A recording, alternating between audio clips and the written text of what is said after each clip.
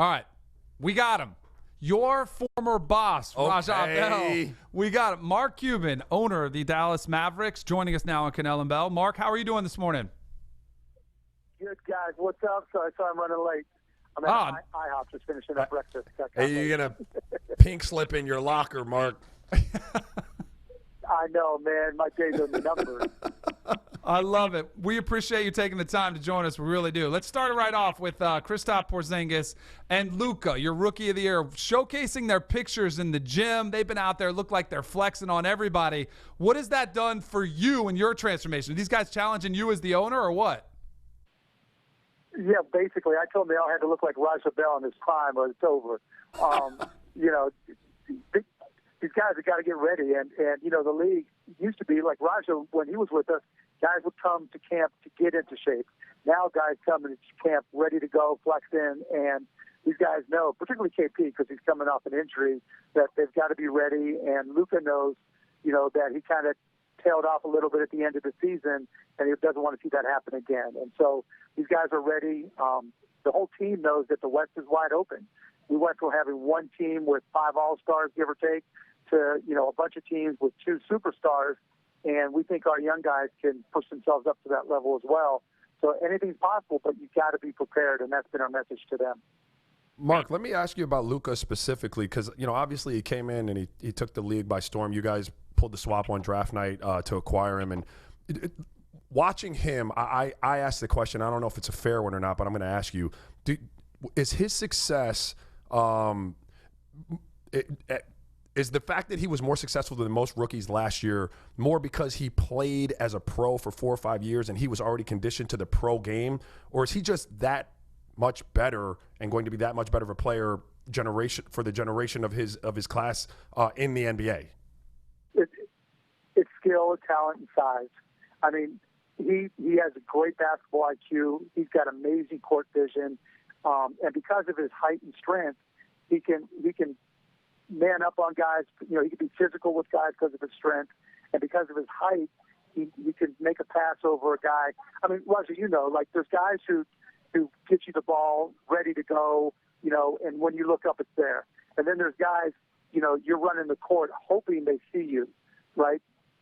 Every guy on the court knows that Luka is going to see them and get in the ball right where they want it when they need it, and that's what makes him special. When you compare him to like smaller point guards, he might be great, whether they're vets or rookies or whoever. But not only does he have the vision, not only does he have the anticipation, but he's got the size to be able to see you and get you the ball. And it just took him a little bit of time at the beginning of last year just to adapt to the speed of the game. Now, the fact that he played with men his entire life, I think that helped him off the court more than it helped him on the court because he was already mature enough. Guys coming into the game today at 19, they're coddled growing up. They may not know how to set up a checking account. They've never rented or leased a car or bought a car. They've never signed a lease. They just don't have the off-court stuff together yet. And so there's that whole off-the-court learning process that Luka didn't have to go through. And I think that's really what helped him, from the perspective of what did he learn in Europe. Does the NBA have to do a better job of that? Is that up to the organizations? Is that up to the league to get, especially when you look at the one-and-done rule probably going away, you're going to see more high schoolers go there. Who should that fall on? Or is that just to the players to kind of get up to speed on their own? No, it's everybody. I mean, like, Roger, were you there when we had Donnell Harvey with the Mavs? No, I came the year after that, or the year before that. The year after, okay. Yeah, Donnell was like our first guy who, we literally had to have somebody that we had to walk him through. Great kid, right?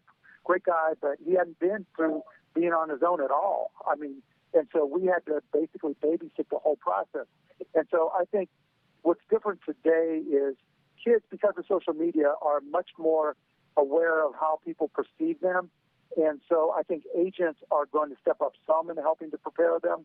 But I think when we get to none and done and kids are coming straight from high school, I think we're going to have a lot more programs involved, not just individually with the kids, but also with their families and with their agents.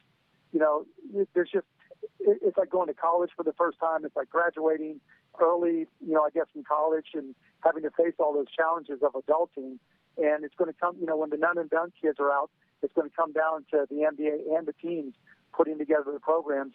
But again, I think the key is you can't just do it for the kid coming in at 18. You've got to do it for their entire family, because you guys know, it's not only the pressure of the NBA and performing on the court and dealing with your team off the court. It's also the pressure from your family and friends and how you deal with them. And I think we will have to learn to be a lot more inclusive. That's part one. Part two is we've got to replace AAU.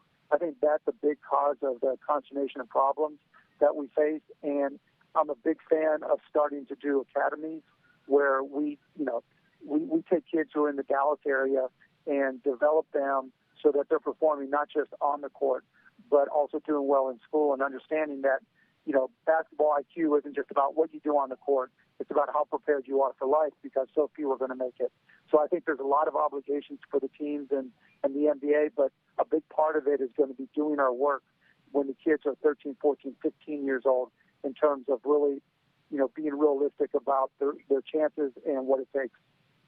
Really interesting concept there with the academies and stuff, and a great point about family having to be educated when you come into the league as well. I always felt, Mark, like having good vets, and we just had this conversation before you came on, was part of that process, like getting me acclimated to playing, in the NBA and learning how to do those things that you just alluded to with the bank accounts and buying cars and, just doing things that grown men do. I want to ask you about Dirk.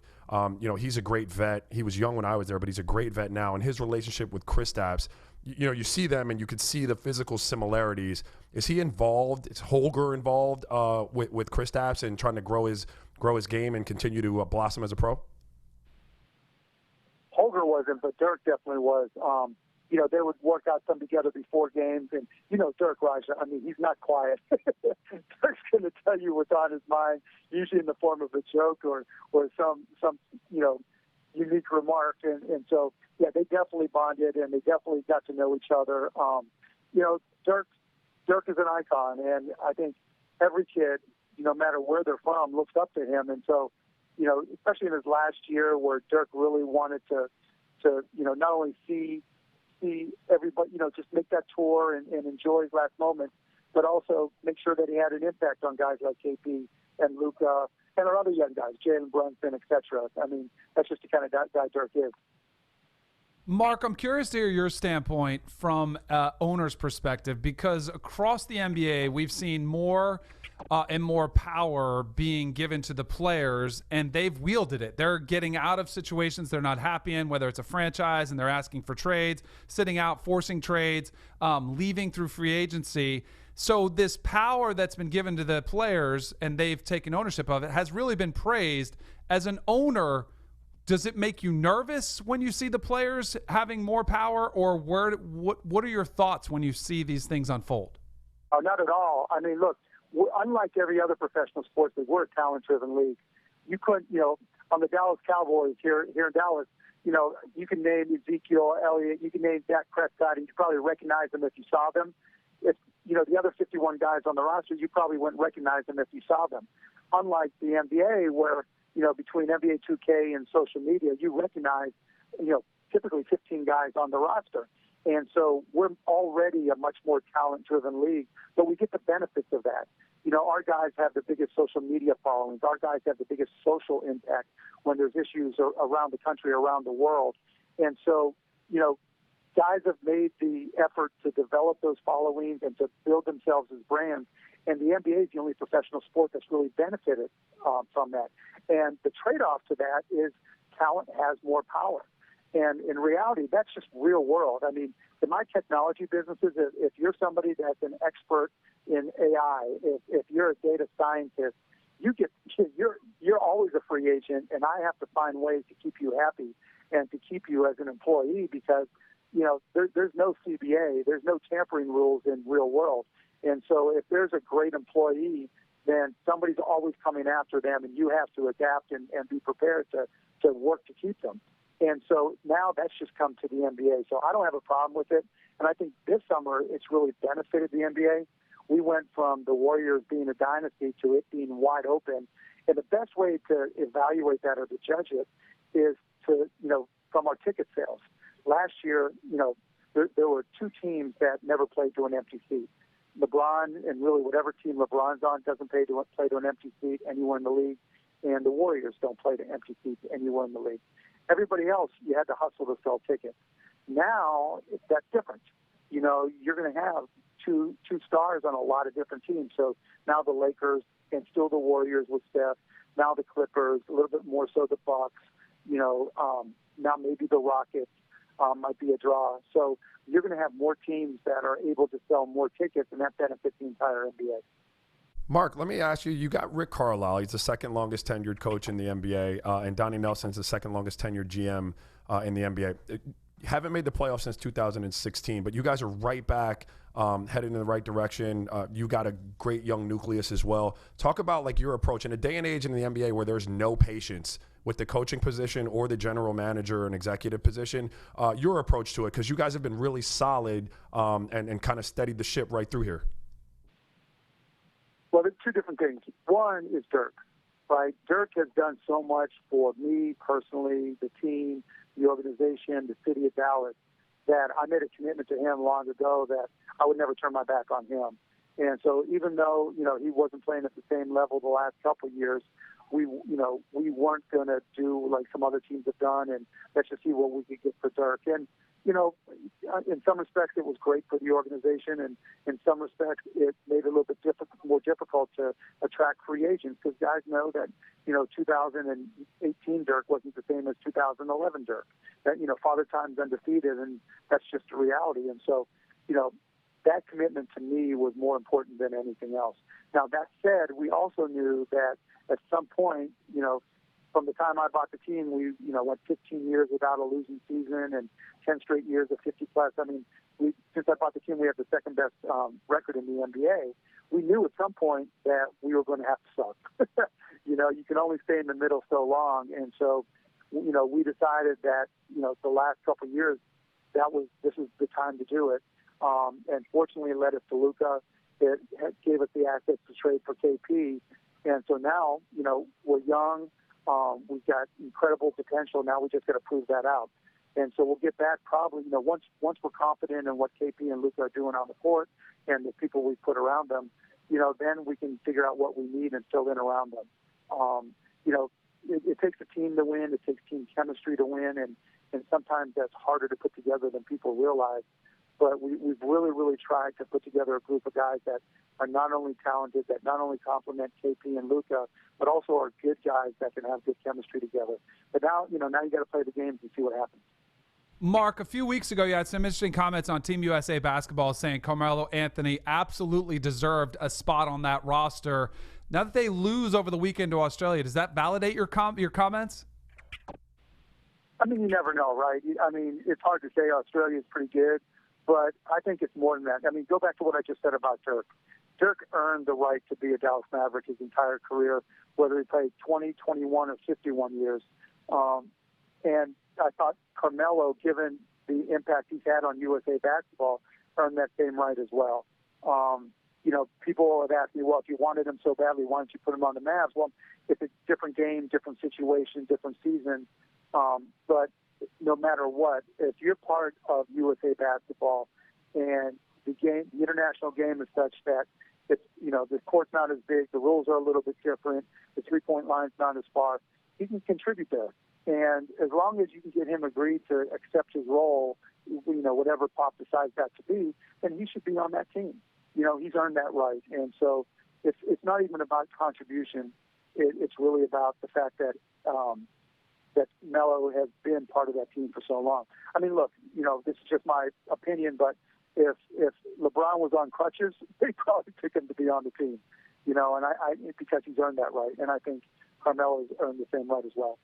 Yeah, Carmelo is as gifted as scorers that have been out there, like pure scorers, at least that I've seen. And I want to ask you about some comments made by another scorer. He happens to be in Texas. Daryl Morey, about a week ago, said James Harden is a better scorer than Michael Jordan. What's your reaction to that, Mark? Do you agree? Do you disagree? Well, it's a different game. Yeah, the mid-'90s game was brutal, right? You came in right at the tail end of that, Roger, you know, right when we were changing the rules, and it was a much more physical game. So being a gifted scorer back then, meaning being able to deal with physicality, now there's so much more space, and because of five out, five being able to shoot the ball, that you have the opportunity to score more.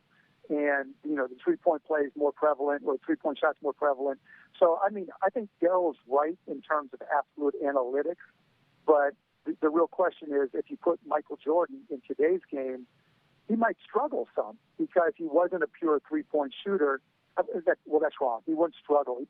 He'd be incredible, right? But I don't know if he'd be as efficient.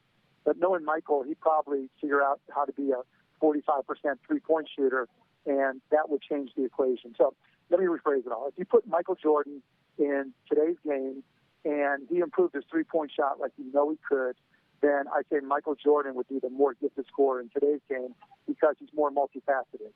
James Harden in today's game, analytically driven with lots of space and only shooting layups and three-pointers, I think for today's game, he has optimized his scoring.